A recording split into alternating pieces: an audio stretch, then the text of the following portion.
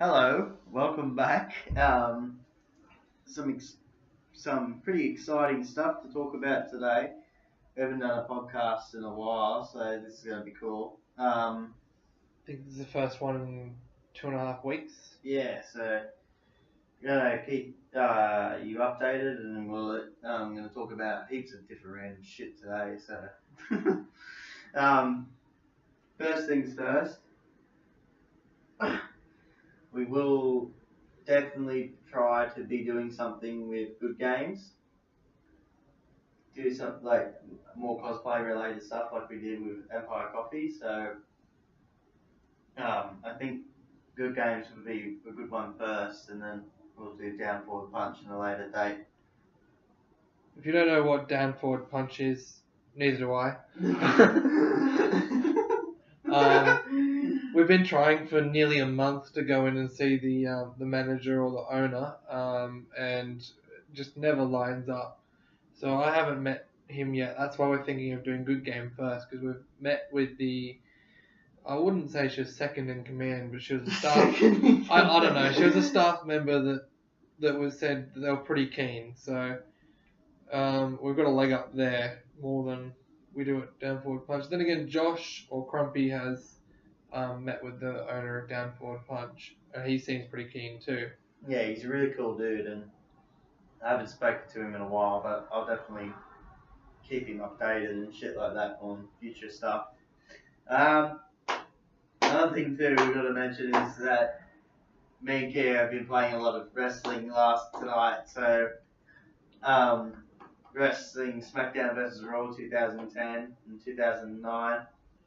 We recorded 2 episodes tonight of 2009. They'll go up in the near future, or at least one of them will. They're pretty. I'm not gonna lie, they were pretty fun. Like, they were really fun to play. Considering the graphics were terrible, because we're playing them on the PlayStation 2, they were really good. They have stood the test of time, I think is the saying. With gameplay. Yeah. Definitely. I think that gameplay, especially 2010, is better than the 20K series. Totally. Some cunt is shining a light on us. Yeah. We're outside at the moment. We're dealing drugs. Oh, we steal cheese. Mate, want some heroin? Too bad I don't have any. I'm just trying to find my way back to the concert, man. I'm supposed to be in Los Angeles, man. What do you mean we're in Newcastle? Is that somewhere in England? He's just on the boat.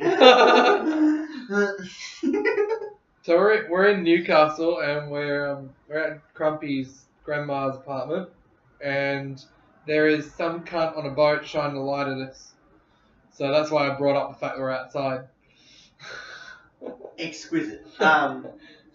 But yeah, we got like those WWE games. Definitely, if you're still into retro gaming and like playing PS2 and stuff like that, look them up and have a go, because they actually are still pretty fun, especially with friends.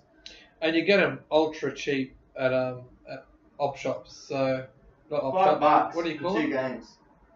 Pawn shops. Pawn shops. You get them ultra cheap at pawn shops. Yeah, $5 a game. Crumpy paid. Yeah, $5 for 2. $5 for Each. Yeah, $5 each. Sorry, I was trying to look for that. All of their PS2 games, I think. I'm gonna give a shout out to the place that sold them too, because that they actually that's still pretty decent fucking pay. $5 for, like, shit ton of. You could pay $20, get 4 PS2 games. Yeah, it's pretty awesome. And they have a huge range. It's Play Hard Gaming over at East Maitland. Yeah, it's right near Rebel. You can't miss it. It's like, it's got I think it's the Back to the Future sort of logo for the sign. So it's right next to Rebel. You can't miss it, man. And it's not just gaming in general. They have like heaps of pop culture stuff as well, like t-shirts, hats, comics, figurines, DVDs. It's a really good store. I noticed they had 2 animes there. Yeah, they had a few anime. They actually had a few. Oh no, I only saw 2 today. Yeah, you saw 2? There are definitely some there because I've seen them on previous occasions, but today I only saw 2. The 2 that were there, like, because I saw the Yu-Gi-Oh! I saw them, and I saw a bit of Dragon Ball Z there as well, so... I didn't see them at all. But... DVDs there are so cheap as well, like, I saw the Omen, and the 4 movies, for $20. Nice. 4 movies for $20. A lot of their movies are $2 there as well. Yeah. I picked up a heap of movies one time I was in there for $2 each. And another thing, they've got some TV series there too. And I was looking at House today. House, they had all, I think the first 8 seasons. I don't know how many seasons there are. The first 8 seasons, all of them were $9 each. Mm. You know, that's fucking awesome for TV series prices. That's really good, considering, like, the That's Not Pawn Shop's kind of different in a way. Like, they display all their really rare shit, and they'll put a massive price on it. It's just because of that. But, like, the Spyros that I got there, Spyro 1 and 2 were $60 each. Oh, that's fucking insane. Considering, though, they were mint. Like, they were rarely used. There wasn't even a scratch on the back on one of them. So, I would pay that if that was the case.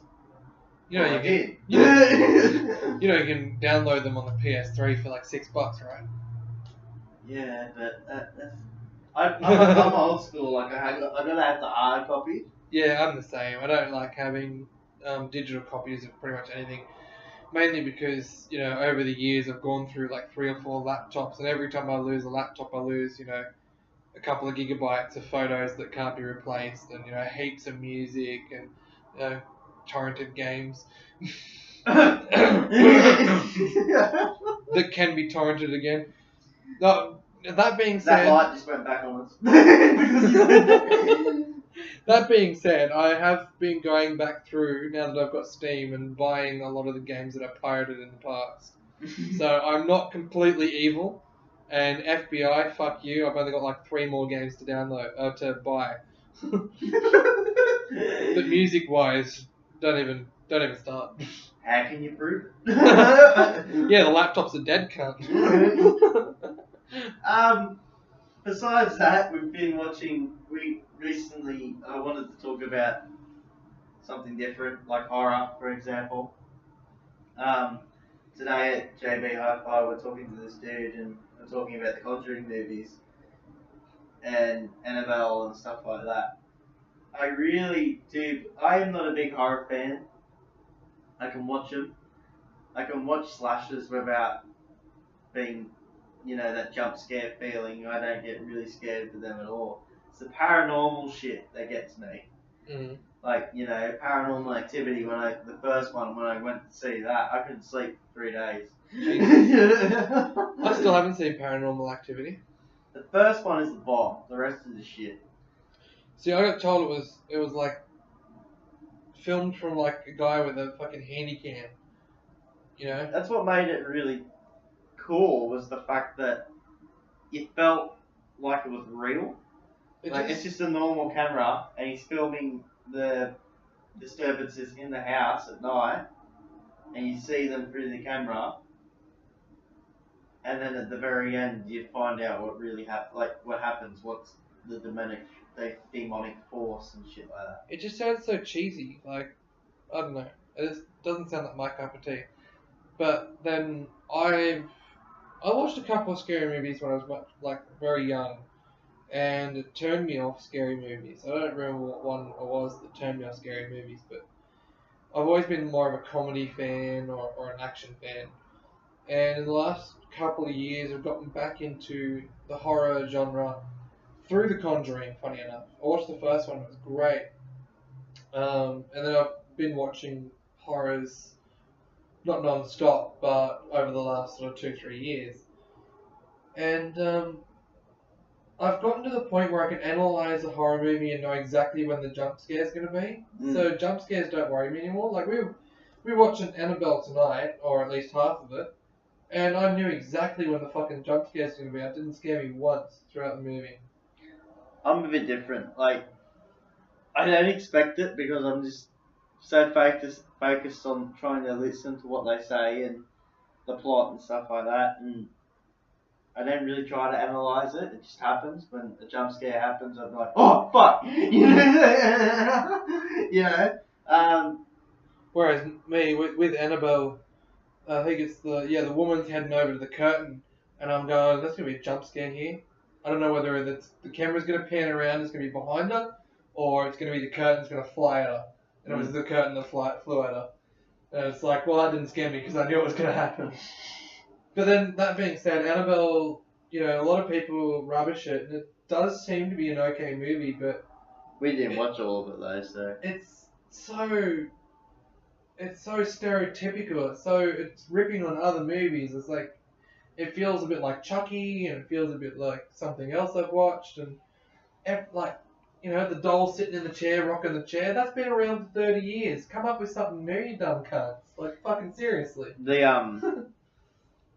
I do like the Warren cases though. Like ever since I watched The Conjuring, the first one, I've read up about most of their cases, and it's really cool to read up about that. Is that like the family that's in the movies? Yeah, the demonologists or whatever they're called. Okay, cool. They had a few cases, and the third one is rumored to be involved in the werewolf case where the guy was acting like a dog or something like that. He was possessed or something like that, and he was acting like a dog. Sounds a bit like Mountain Men to me. Yeah. Was it Mountain Men? Mountain Monsters. Mountain Monsters. Oh, I'm back. Yahoo! We're going to trap him in this giant cage and run electricity through it, because everyone knows you can't teleport through electricity. Hail at me, you son of a bitch! Shout out the Mountain Monsters. What a fucking terrific season what series that is. Even my mum loved it. She's pissing herself laughing. It's like, I want you to take this very seriously, Mum. We watched the first episode and she's like, you're a fuckwit, Josh. How could I take that shit seriously? They get paid for that sort of shit too, so...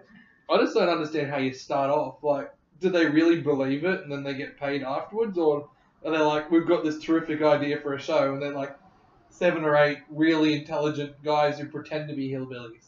Probably. They're probably really smart people. They've been in acting for years, we just don't realise because they've all put on weight and fucking got fucking hillbilly accents. To end off with Conjuring, the second movie is one of the best, like, in my personal opinion, and I haven't seen a lot of horrors, so I really don't know, but to me that seemed so good. It was so different. Well, not necessarily different because there have been paranormal horrors before, but that nun there. I actually haven't seen it, so I have no idea what you're talking about. Oh, dude. So, spoiler alert if you haven't watched it. This little kid in England, they make their own Luigi board. They're gonna summon Mario. You're fucking corn. Put me back. What do they call them? Ouija board. No. Ouija. Like the ones where you drag the thing across and then pretend that you're not doing it because you want the other people to think that it's a ghost. Yeah. Yeah, Ouija board. Yeah, Sorry to all those who believe in Ouija boards, but I think that's one of the least believable ones. Little kids make one, and they're fucking around with it, and it spells out a word that they don't understand, and then the next day some shit happens and whatnot, and there's a demon inside their house of an old dude. It says that he's like owner of the house and stuff like that, but at the very end it's not him at all. It's actually a really, really dark, demonic nun that's controlling the whole thing. Nice. And she looks fucking freaky as fuck. Like there's one scene where the guy draws a painting of the same nun without him knowing, and she comes out of the painting. Shit. There's a really good fucking movie I watched that was a scary movie. Oh, it was so weird. I have to just try and stop covering my mouth while I'm talking, because otherwise the microphone won't pick it up. But yeah, really good horror movie I watched. I can't remember. I have a funny feeling it was Insidious, but I don't think it was. It's about like a house that's haunted, but it turns out it's not the house. The guy finds a reel of film, and he watches the film, and then like some really weird shit happens, and it doesn't feel like a paranormal at all, and then it turns out it is. But I fucking can't remember what it's called. Fuck. If you guys know what it's called, it's like comment. Yeah, comment. It's something to do with like a boogeyman type thing, and like possesses the children.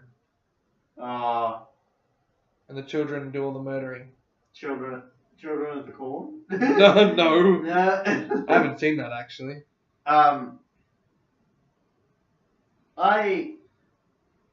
Like I said, I prefer slashers. Like I like Halloween. I like Friday the 13th. There's a really fucking funny horror. Well, you can call it a horror that I watched recently. Cabin in the Woods. Ever heard of that? I don't think I've seen it. I've heard of it, but I don't know if I've seen it. It's just basically a fucking game show sort of thing. But every horror monster ever made is a contestant. And they send kids into a cabin every few months or so. And anything they touch, the first thing they touch in the cabin will release one monster for them to be terrorized from. Sounds like Monster Inc. Yeah, Monster Inc. Gotta get those screams, man. Gotta get those screams. Mike Lazowski. Oh, you're looking wonderful today, weird slug woman. Reminds me of one of my primary school teachers. The weird glasses and the fucked up hairdo. Yeah, and she's just sick of the world. I don't know if I ever had a teacher like that. I think I might have had a high school teacher that was kind of sick of the world. But that's because the kids fucking drove her that way. We're little cunts at fucking Toronto High. But speaking of scary movies and slashes, we were talking to this guy, JB, about sequels. Because original horror movies, whether they be slashes or not, they're always kind of scary and they're new and exciting and you get scared by them and so on and so forth. But then the sequel's like, oh, that's not so scary. And then by the third one, it's like, this is the best fucking comedy I've ever watched in my life. And we got onto this kind of subject because we were talking about Chucky. And I thought Chucky was pretty scary, the first one. It might have been because I wasn't really used to watching scary movies. But by the time fucking Bride of Chucky came along, oh my god, that is the funniest shit ever. Only to be topped by a Seed of Chucky. It's so funny. You know, I've never watched them. Really? I've never seen Child's Play. Oh, it's great. You have to see, especially Seed of Chucky. You have to see it. I've seen like bits and pieces of them and stuff because they've been on telly, but I've never been. I don't really want to watch that.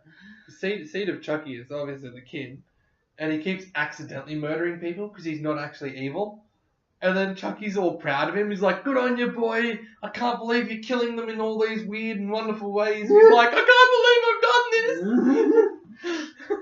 Because it's like he like accidentally tips acid on one guy and shit. And fucking Chucky's stoked. He's like, "Oh, I've raised the best serial killer ever." And this kid's like crying and shit because he's trying not to kill people. Can you get up so I can stretch my foot out? No, fuck it. We'll move the laptop over here. Crumpy's got a foot injury at the moment, so if the sound quality goes shit from here, it's because we've had to move to compensate for his foot. You have a fucking pillow, cunt. Yeah. Here, fucking lay on the pillow. Besides, like, what was I gonna say? I like the horrors with supernatural beasts as well. Like Twilight? No, oh yeah. It wasn't so scary, but it was horrific. It has horror in the title. Like Jeepers Creepers. Don't know if I've seen Jeepers Creepers. It's basically like just a demonic creature that awakens every 23 years for 23 days to devour human flesh and to sew human flesh on his body and shit like that to regenerate. That's pretty disturbing. So anything he eats, he gains. Like if he eats a head, he'll gain a new head. Oh, God. If he eats an eyeball, he'll gain new eyes. Shit. And that's how he survives. That's weird. That's very, very weird. There's only 2 movies. There's a third one coming out, but that to me, like supernatural creatures like that can easily just pick off humans is really scary in my eyes. Like that's really like mind-boggling. Like, you know, and he travels at night, and as soon as he grabs you with his talons on his foot, that's it. You're dead. You can't get out of him. So how do you go with Dracula? Dracula, I like. Blur. Well, he is a supernatural creature, and he does pick off humans pretty fucking easy. So. I like the American werewolf, the werewolf like movies, like what was that? Twilight. No. My God, we've gone downhill, but in a different manner to normal. Oh fuck! What is it called? We're very prepared for this podcast tonight, as you can tell. I know, right? It's like 7 of them. There's 7 movies of the series, but the first movie was awesome. It's all scripted too. Like this is all written down with all the ums and ... dots. Yeah. Fuck, cunt, shit, motherfucker. Man, if someone read these scripts, you know, they would hire us straight away. Definitely. How do you write gold like this? This is brilliant. Say some more. Fuck. You're hired. $1 million. Oh, by the way, going off the topic of horror, I think we won't go on that topic anymore. Actually, try and steer clear of it for this podcast. I've been playing The Warriors for a few days now, and for you guys that don't know what that is, it's an old cult movie about gangs and stuff like that. And Josh has never heard of it, so... I've seen the cover and shit like that. I've heard of it, but I've never watched it. I watched it when I was a teenager, and I absolutely loved it. It was awesome to watch. Anyone that... Like, there's such cool cosplay ideas as well for that movie. If you're really into it and just want to cosplay, like Baseball Furies, that would be cool. Yeah, well... Well, not especially now since they found shit. It still work because it's like white and green face paint, but like William Wallace style, like from Braveheart. And then you got just a standard baseball uniform, I'm pretty sure. So it'd be easy, as long as you got the money to buy a standard baseball outfit. Or even like a second-hand one, even. I don't know where you get a second-hand sports jersey. Shops. Shout out to Play Hard Game. Yeah. Baseball uniforms. Suppliers. Not even like them. You just like. But that game was how made. How committed could you be to that? How committed could you be to get the 70s hairstyle? True. Even I wouldn't go with the 70s hairstyle. I've got shoulder-length fucking hair. What you probably don't know is it was made by the same company that does Red Dead Redemption. Rockstar? Mm-hmm. Oh no, because it does feel a lot like Grand Theft Auto. It feels a lot like San Andreas. It's got a very similar sort of gameplay. All you're doing is smashing motherfuckers. Using wrestling moves, and cops use wrestling moves on you. Mm. The crossbody! I do like how it goes from telling their origins, because it doesn't tell that in the movie. It just shows you that meeting and shit like that, and then they got to get back. But this one, the game actually tells you their origins, how they were formed, and shit like that, which is really cool. From what Josh was telling me earlier, the movie starts about halfway into the game. Yeah, like when the 9 chosen warriors go to the meeting, that's when it starts in the movie. The rest of it's just the game being made in the game. It's actually really cool. Do you know an actor called James Remar? I don't think so. He's in a lot of, like, you know that cop in Fast and the Furious that picks on Paul Walker? Nope. Okay. Well, a lot of the warrior actors went on to, like, they didn't some of them didn't go and do anything else besides the warriors, and they're still known for it today. Like, they had fucking anniversary shit at Coney Island where it was filmed, and they get the original actors to sign DVDs, posters, and shit like that. That's pretty good. Because out of the 9 of them, 8 of them are left. One of them died through AIDS. Through AIDS. Yep, through AIDS. The English is strong with this one. Through AIDS. One of them died of AIDS.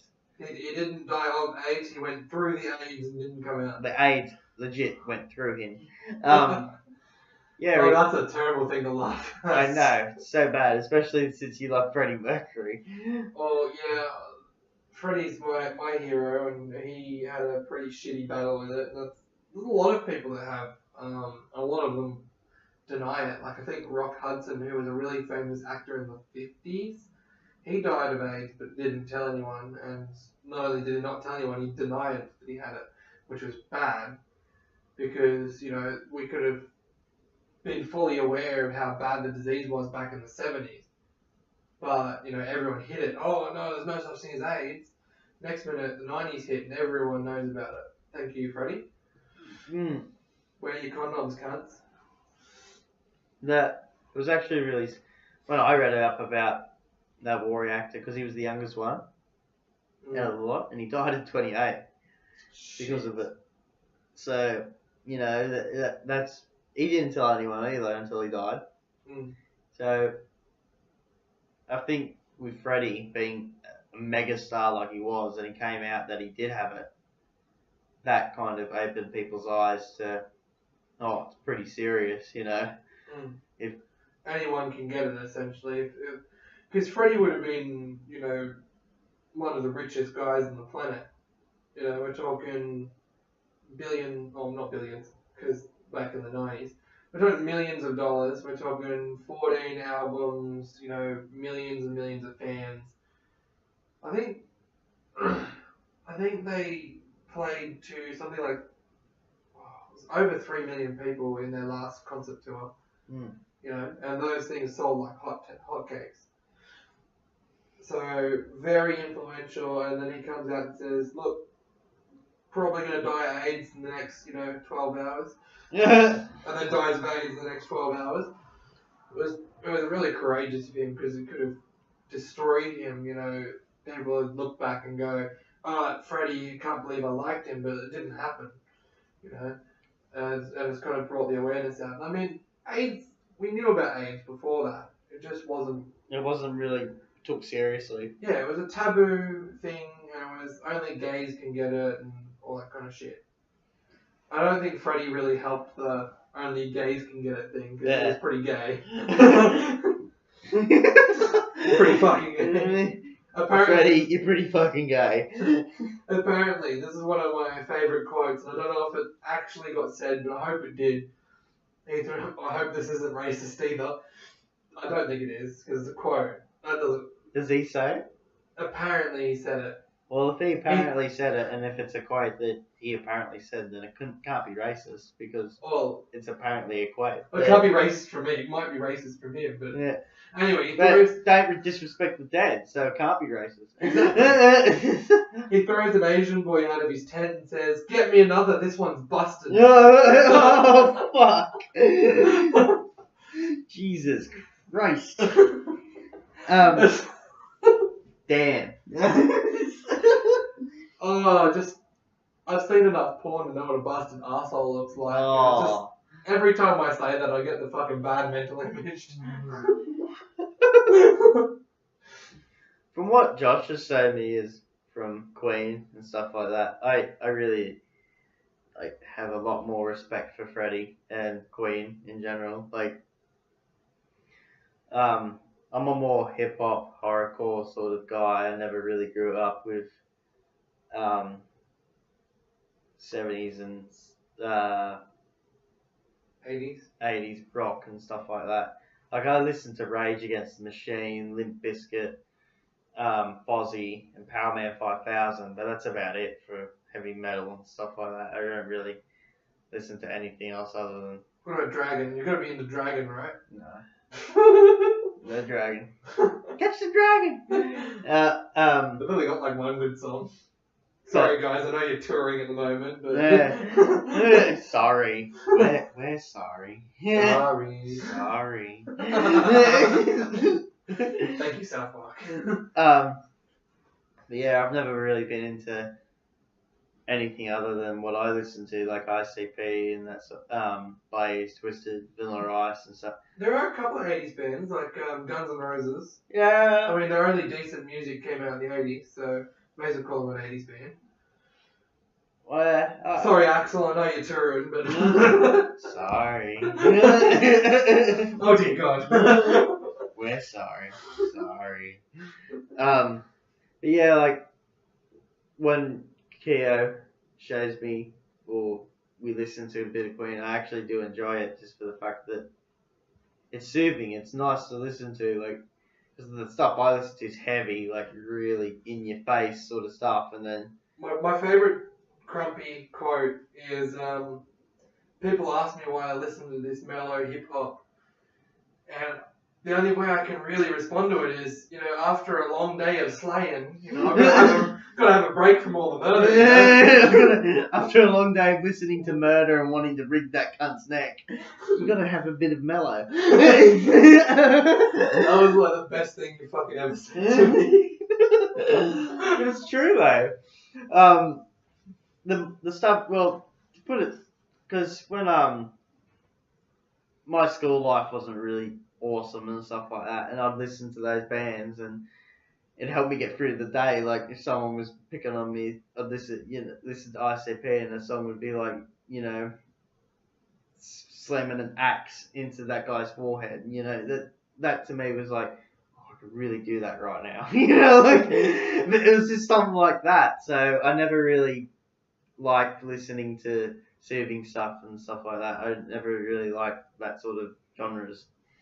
So with me... I'm a juggalo, so just to let people know, I'm a proud juggalo and always will be, so... He doesn't wear face paint, so you don't have a reason to bash his skull in. So. Exactly, like, I won't wear face paint randomly anywhere, like... unless we're filming. Unless we're filming it in the Joker and stuff like that.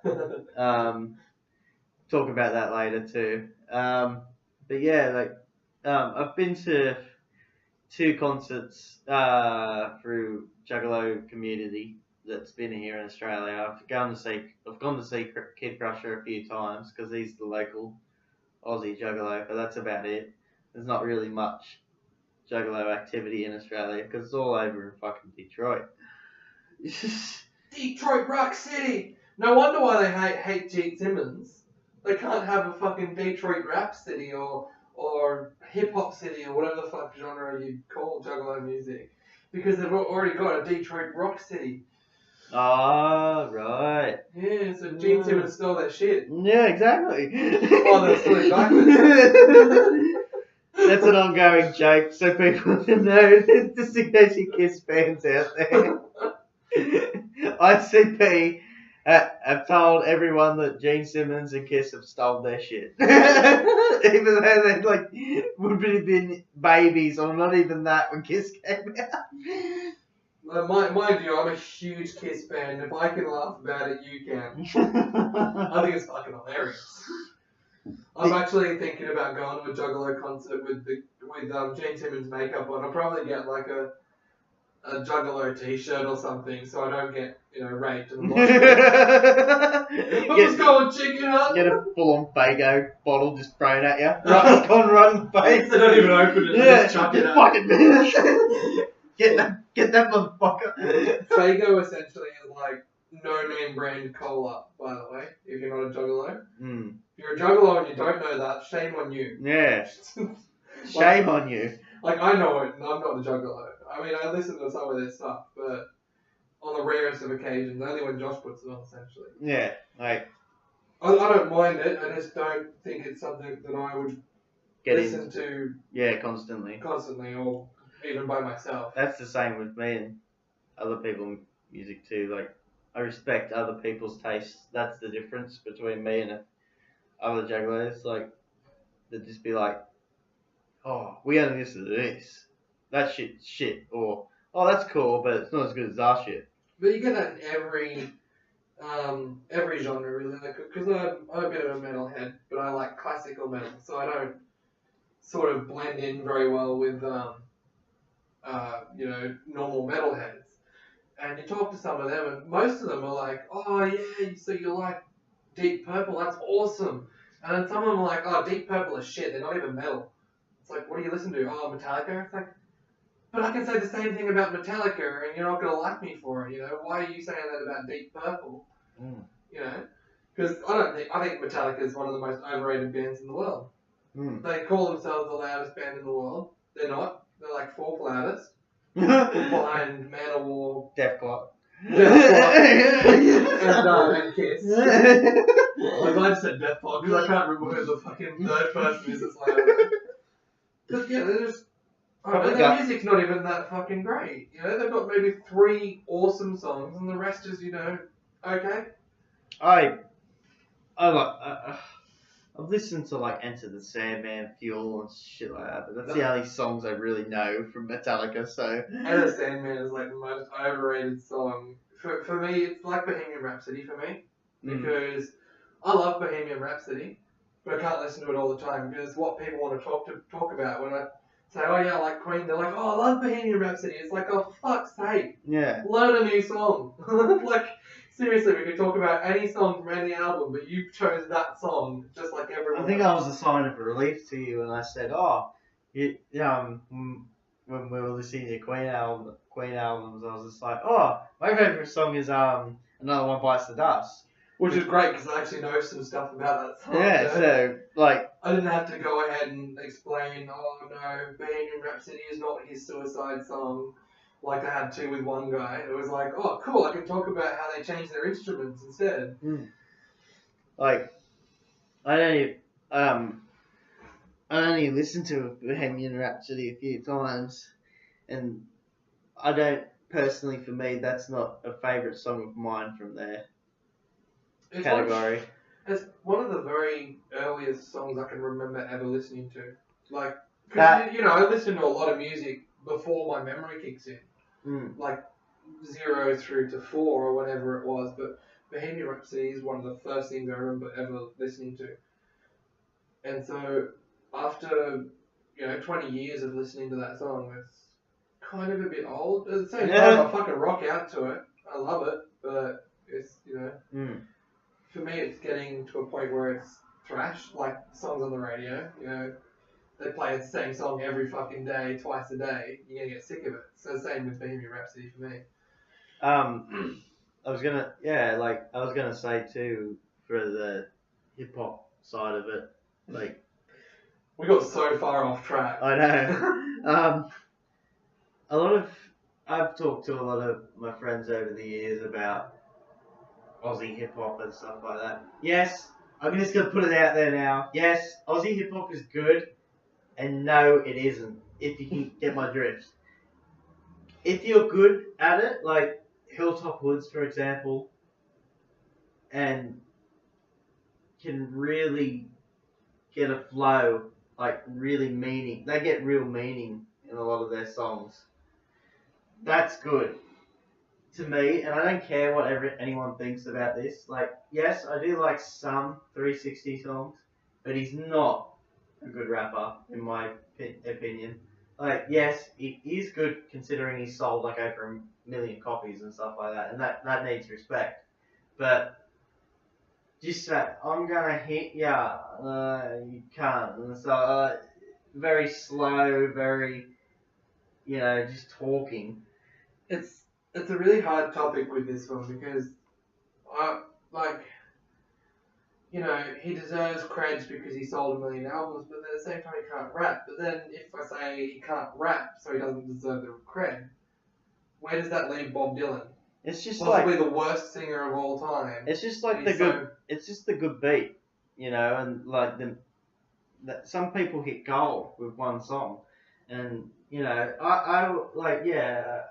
come out and I've said I don't like 360 as a rapper, and that's just my opinion. But I do respect how he got there. He took the hard yards, and he's a very cool. I honestly think he's a really cool dude.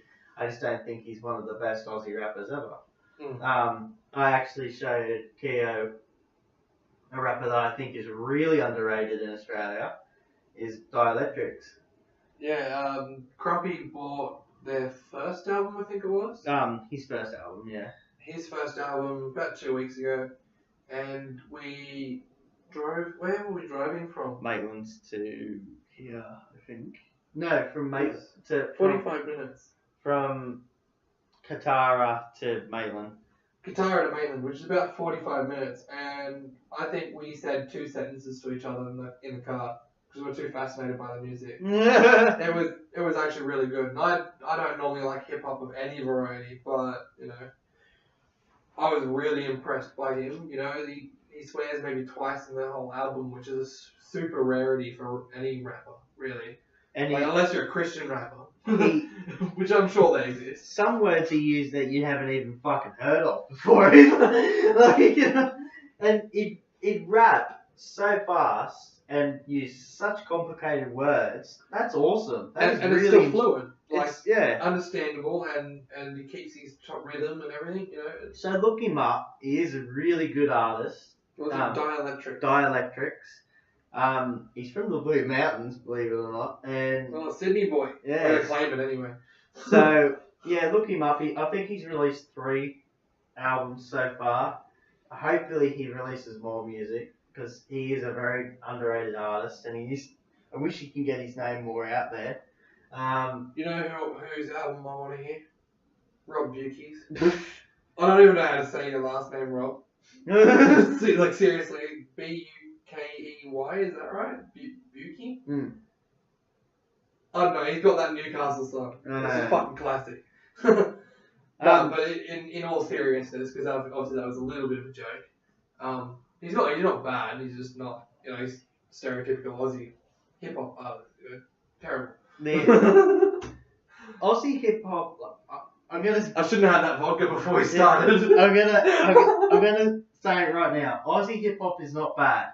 It can be very good. There are very good artists out there. And I'll mention him again. 360 can be a good artist. He sells records. He does make good songs.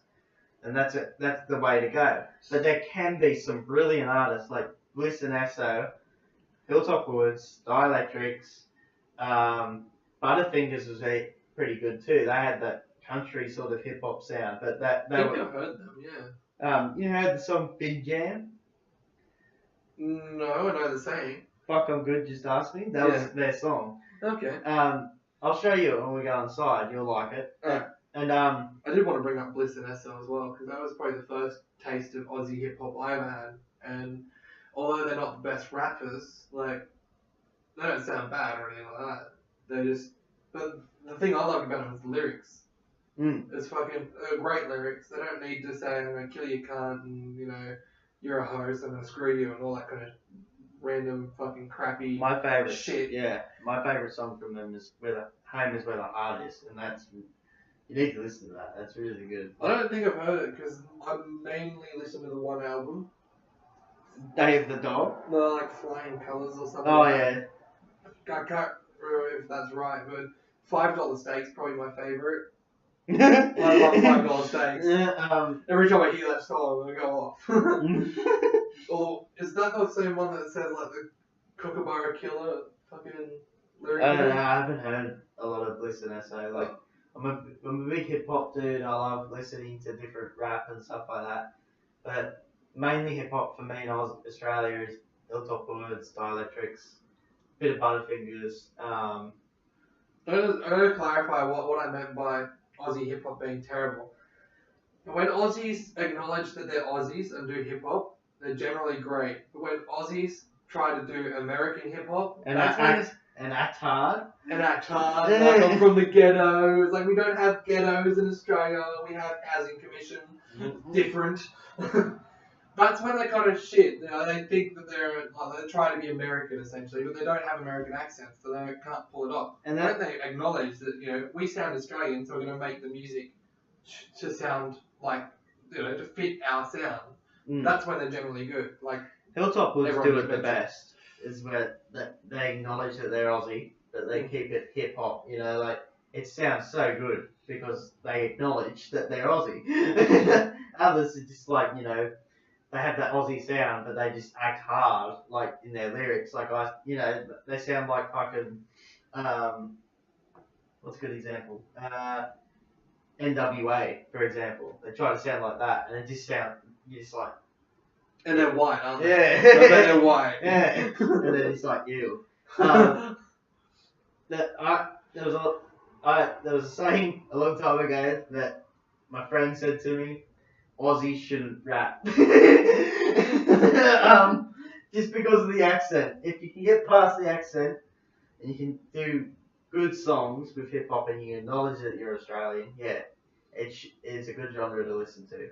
But the thing, like, you ask any musical professional, they will tell you that when you sing, it is accentless.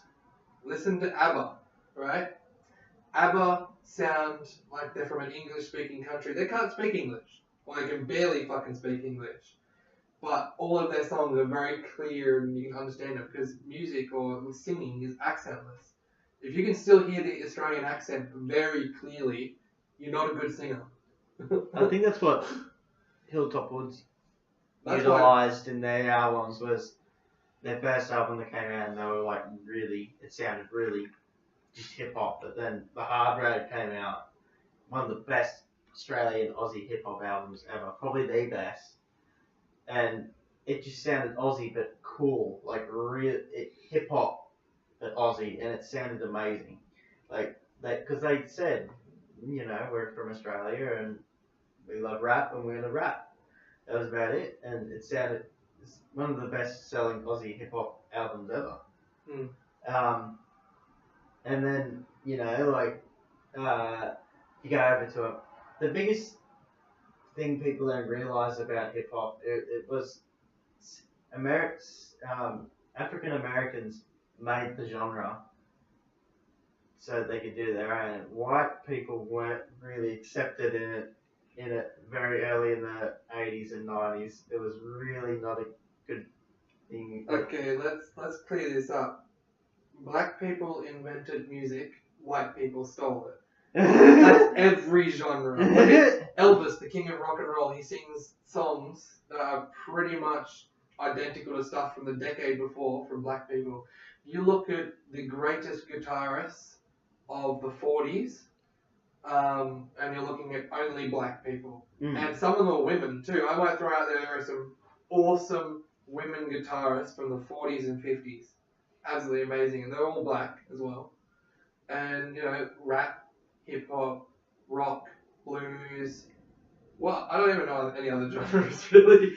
But I think maybe jazz music is also from black culture, from like New Orleans and places like that. Every style of music you think of and you go, oh, only white people should be... Black people invented it. I want to throw that out there. All this racism stuff going around, we should be really grateful to all black cultures because they gave us one of the most amazing things in our lives. Music can change the world. It can change a single person. But, we don't give any credit to where it came from. Like, I was going to say the best example for, like, that attack was Vanilla Ice. When he came out and did Ice Ice Baby, they the record company, because he was like really young, and they said, here's $10 million, but we're going to make you a gimmick. He's just like, okay, cool. We're going to turn you into the next Marky Mark. Marky Mark came after Vanilla Ice. Serious? Yeah. Oh my god. What were they thinking? But Vanilla Ice, his name is Rob in real life. It's just like, okay, 10 million, I don't care. Because I've had nothing all my life, so yeah, go ahead. All that white privilege, you know. And he said in interviews, yeah, I sold out pretty much because of the money. That's it. But I'm never going to change that because it's made me who I am. And that's what a lot of, like, they made a biography about him. And he didn't even consent to it, saying that he grew up in the ghettos and shit like that. And that's why a lot of people attacked him, because they tried to make a white kid like African Americans so he was accepted. And he's like, I never saw anything of that book until it was fucking released. And I had death threats then because I didn't even live in that area where they said I did. It's actually funny you bring that up. Just on a really quick side note, I watched the Peter Brock mini-series that was on like a week ago and the week before that. And apparently Peter Brock's family are pissed because they like botched the whole thing. Like most of it wasn't true at all. His first wife wants to sue them because they glossed over how bad their relationship was. I mean, it didn't really, like, you know that he hit her. You definitely know that he hit her more than once. But the whole thing was very glossed over. And it's like, I don't think Peter Brock would have appreciated it at all. Because it made him out to be this big playboy who didn't take racing seriously. I think he took racing very fucking seriously. It was, And they mainly only showed him blowing up cars. Like, fucking over-revving the motors. And then with the Vanilla Ice thing, he just said, you know, I've been called, you know, soft and like happy-go rapper, like, because people don't listen to that first album I did. It sold over 16 million copies in like a few weeks. And if you listen to the stuff now that I do, that's the sort of stuff I wanted to do, but at the time they wouldn't let me. And then to this day, Ice Ice Baby is the longest hip-hop pop single to chart 16 weeks. It stayed at number 1 for 16 weeks on the pop and hip-hop charts. That's insane.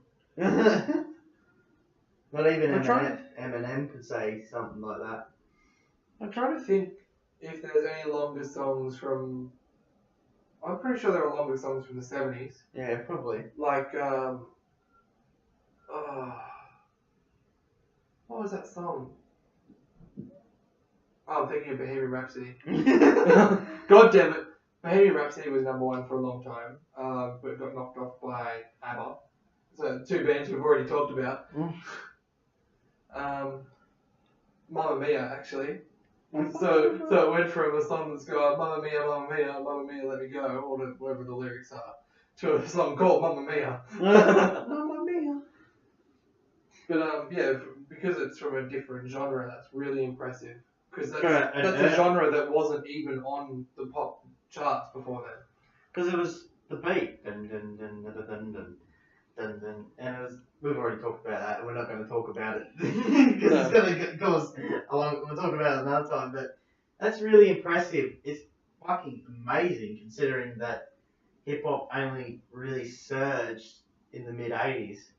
Let's quickly shoot back to another topic, or it's not really another topic, it's still music. Ice Ice Baby is hip-hop's Elvis. Essentially, it was only for black people. It's funny because white people weren't allowed to listen to it because their parents are going, you can't listen to that shit. A white guy comes and does it, and now hip-hop is huge. It's a massive part of the industry. It's not just Ice Ice Baby. There was a lot of different white rappers, essentially. Like when Eminem came out, for example, like I'll admit he's the best even though that I don't like him, like some of his music, I think he's really overrated from a lot of stuff I've listened to over the years. His early stuff is amazing too, and his later stuff is too. He's kept up that rawness throughout all that years. He dropped it for a couple of albums though. Yeah. Like, his newest album was pretty good. It wasn't as good as the originals. The original ones were amazing, but then he had that middle period, which I think was just utter crap. It was like that one with the dog in the film clip. Do you remember that? Yeah. What was that fucking song? Oh, can't remember. But I was just going to say quickly because we're nearly running out of time. Vanilla Ice has gone on record as saying there would be no Eminem without me. I'd believe it.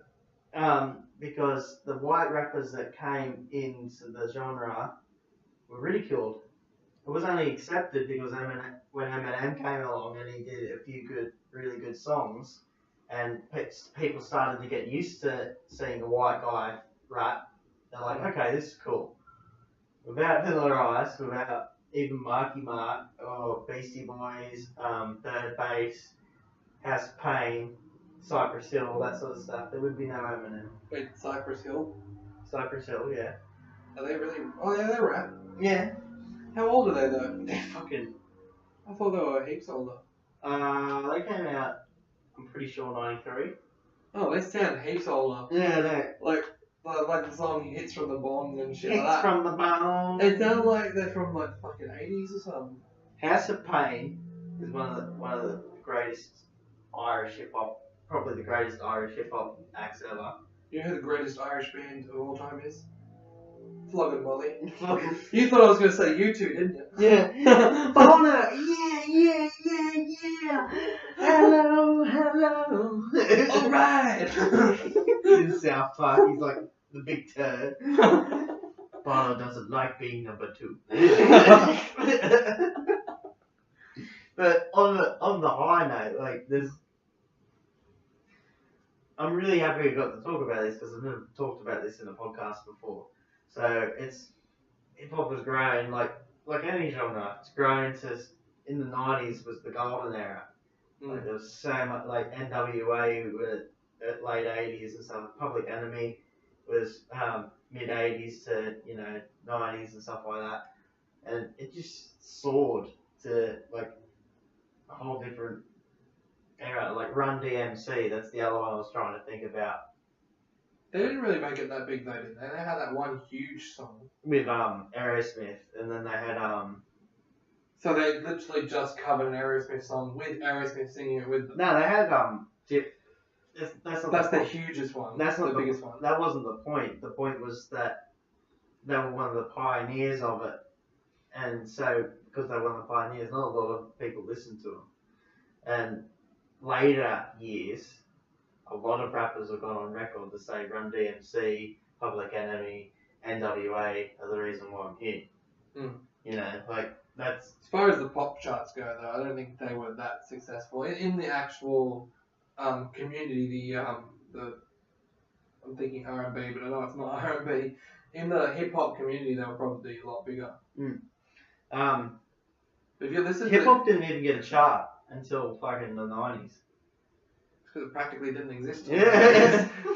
It was around in the 80s, I think, but not to that extent. Beastie Boys were kind of different. Like, yeah, they were hip hop, but they did rock songs as well. Like, you have the right to fight. No, you have the right. And you've got to fight for your right to that's party. It. That's it. You got to fight for your right to party. That's it. That's so rock and roll. That wasn't really hip hop at all. No, that just sounded rock, but you know what terrible. I mean? I'm not a fan. And then they kind of experimented with License to Ill, their hip hop album. And, and that was fucking awesome. That was really cool. And, they've split up now because one of their members died. So the Beastie Boys are done. That's it. But I've always respected the pioneers and the classics, like albums that will stand the test of time with hip hop, just for the fact that it's what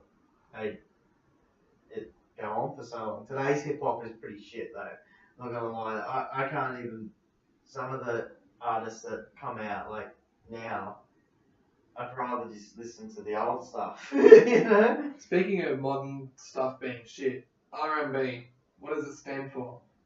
I don't know. I'm pretty sure it stands for rhythm and blues. If you want good rhythm and blues, you go for Johnny Cash.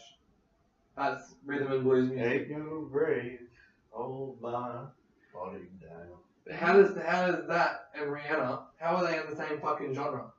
That's what I want to know. What happened to rhythm and blues? That's very true. Like they're completely different. And yet they've got the same name. It's a lot of we've just hit time, but on the end note, like it's a lot of because I only know really hip hop and that's it. Like I said, heavy metal bands before.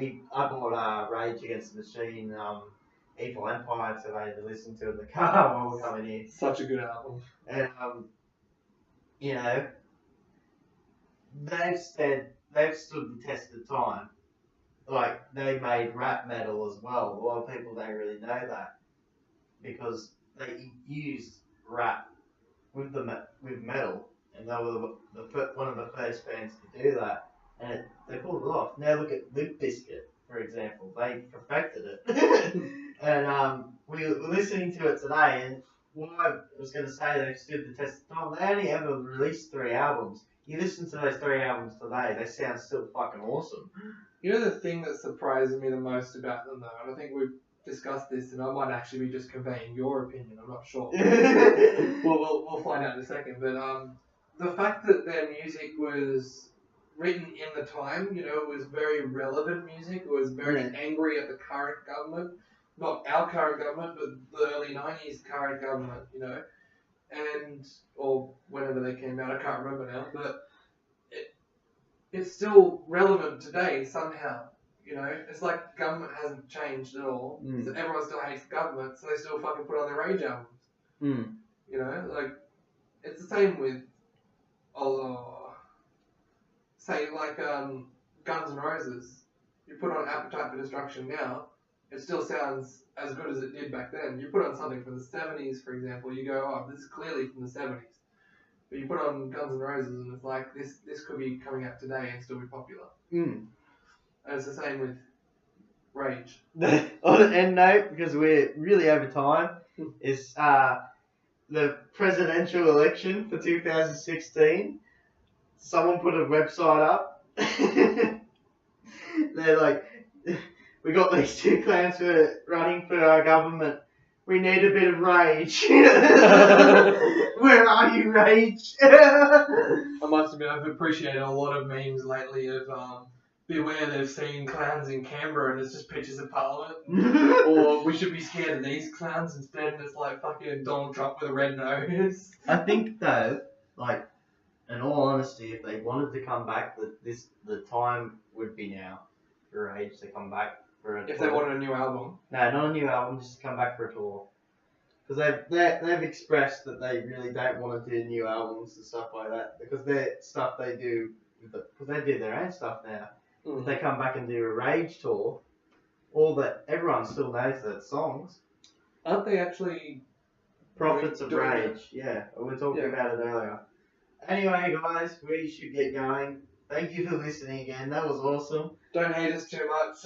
Like, subscribe, shit like that. Oh, we're on Facebook. Yeah. Listen to us on YouTube as well. We don't care. Listen to it twice. Yeah, exactly. Help us. Thank you very much again. Feed us by washing your hands. Exquisite. Thank you very much again, and we will catch you next time. We'll give you more updates and shit with good games when we know more. So thank you and good night. Alright, catch us all later.